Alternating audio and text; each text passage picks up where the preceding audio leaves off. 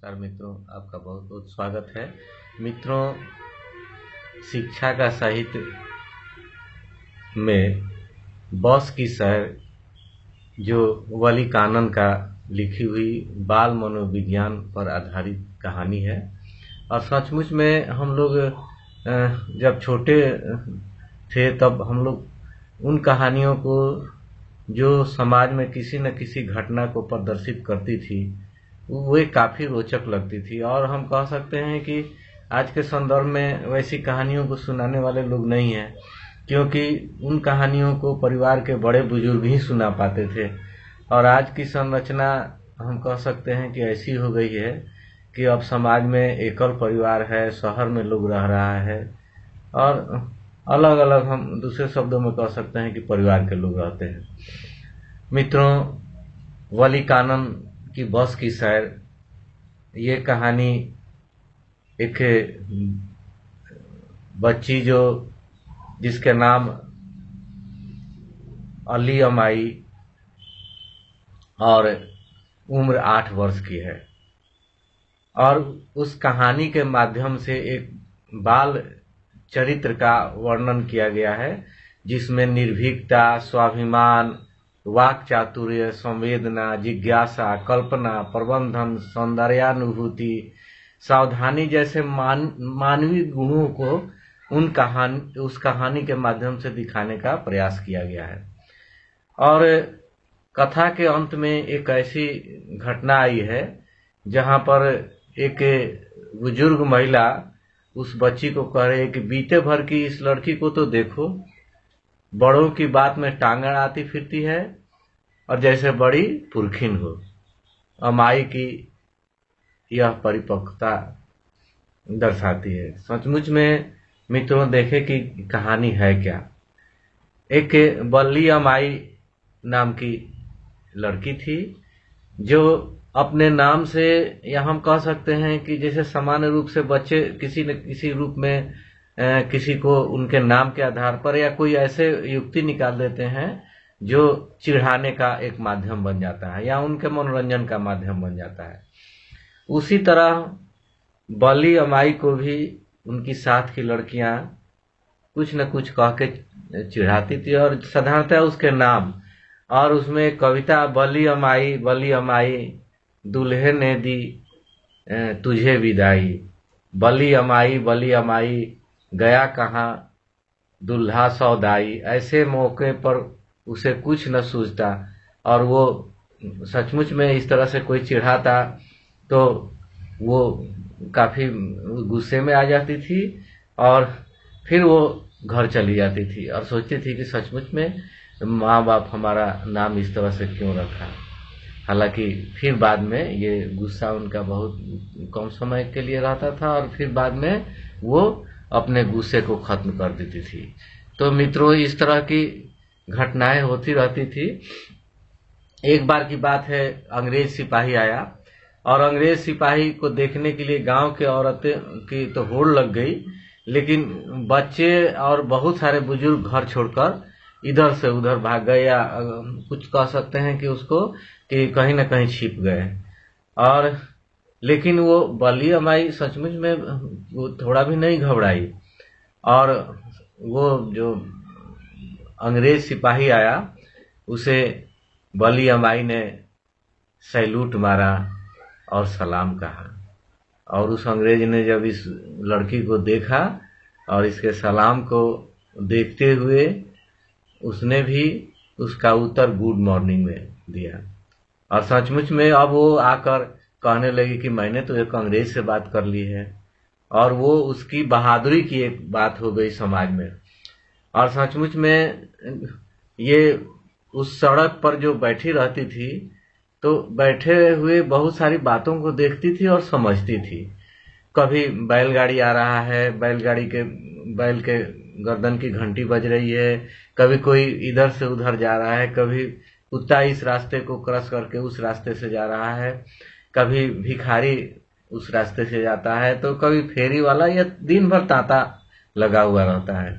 और वो उनको काफी ध्यान से देखती रहती थी। लेकिन इन सबों में बस जो वहां से उस सड़क से गुजरती थी वो सबसे आकर्षण का केंद्र था उसके लिए। और वो बस को बहुत ध्यान से देखती थी। कभी कोई उस बस की चर्चा करता था या उस बस की सैर की चर्चा करता था तो वो जल भून जाती थी, क्योंकि वो बस से कभी शहर में गई ही नहीं थी। और धीरे धीरे उसने अपने मन में सोचा कि मैं भी क्यों नहीं शहर में जाऊं, और इसके लिए सचमुच में वो प्लान भी बना ली। और शहर वहां से 10 किलोमीटर था, और शहर तक पहुंचने के लिए 60 पैसे की आवश्यकता थी। 30 पैसे जाने का और 30 पैसे आने का किराया, और लगभग 1 घंटे की बात है ये दोनों आने जाने का। 45 मिनट का आने, 45 मिनट में जाने का। तो इस तरह से वो करके, और एक बार वो बस के सवारी के लिए तैयार हो गई और जाकर बस को हाँक दी। सचमुच में जब कंडक्टर ने लड़की को देखा तो पूछा कि आखिर बस पर जाने वाला कौन है, और लड़की ने कहा कि दूसरा कौन, मैं ही जाऊंगी। और निर्भीकता के साथ उसने उत्तर दिया। तो वो लड़की जब जाने के लिए उससे बताई तो वो जो कंडक्टर था थोड़ा सा सोचा, लेकिन फिर उसको बैठा दिया। जब वो उसको बैठाने लगा और बस पर चढ़ाने लगा तो लड़की कही कि नहीं नहीं, कोई दिक्कत नहीं है, मैं स्वयं बैठ जाऊंगी।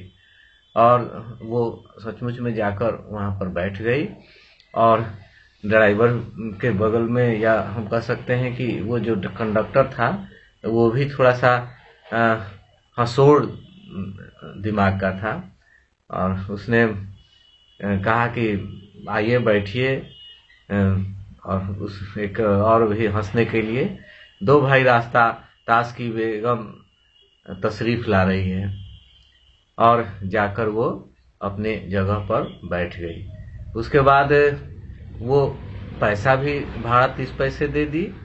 उसके बाद बस खुल गई और वो बस जाने लगी, और इधर से उधर वो सारी प्रक्रियाओं को देखने लगी। कभी बाहर देखती, कभी भीतर देखती।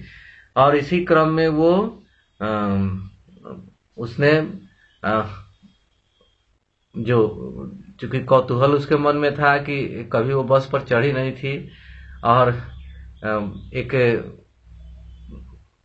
जो बगल में सवारी थी उसने उसकी कौतूहलता को देखकर, अरे तुम ऐसे क्यों कर रही हो, तुम बैठो, ऐसा उसने, चूंकि वो खड़ा होकर इधर से उधर ताक रही थी, बाहर भी गर्दन कर रही थी।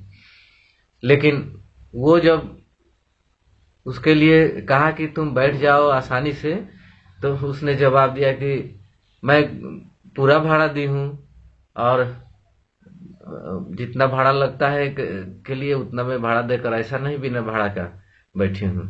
और उसके बात को सुनकर वो जो कंडक्टर था उसने भी कहा कि जी हाँ बेगम साहिबा, कोई बच्चा किराया थोड़े देता है, ये पूरा किराया देकर बैठी हुई है, और ये टिकट भी ली है।